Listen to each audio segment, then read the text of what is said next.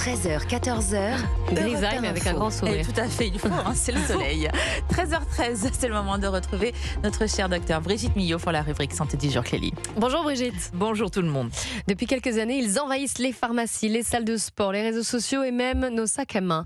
Vous nous parlez aujourd'hui des gummies. Déjà, c'est quoi ? Alors, les gummies, ce sont des compléments alimentaires sous forme de gomme, gélifiés, souvent colorés, aromatisés et surtout sucrés.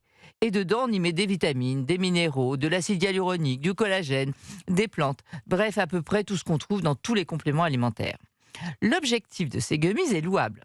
Rendre la prise de compléments alimentaires plus agréable, notamment pour les personnes qui ont du mal à avaler les comprimés, voire pour les enfants. Le problème, c'est qu'ils ressemblent réellement à des bonbons. Certains ont même la forme de petits nounours, vous voyez ce que je veux dire ?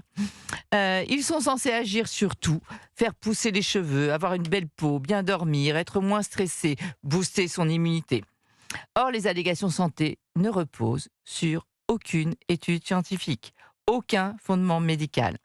Alors, pourquoi un tel engouement ? Parce que ça marche vraiment très bien.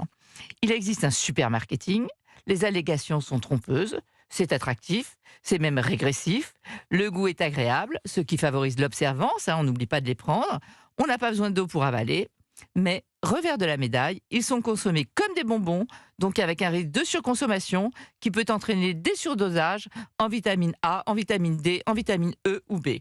Des troubles digestifs, parce qu'il y a souvent des édulcorants qui sont très mauvais pour le microbiote. Et chez l'enfant, le risque d'abus et d'intoxication alimentaire est important. Sans oublier le taux de sucre qui correspond à peu près à 2 à 4 grammes de sucre par gomme. Donc c'est quand même pas mal. Les gummies ne sont ni des médicaments, ni des bonbons anodins. Ils peuvent être utiles dans des situations très précises, notamment chez les personnes qui ont du mal à avaler des comprimés.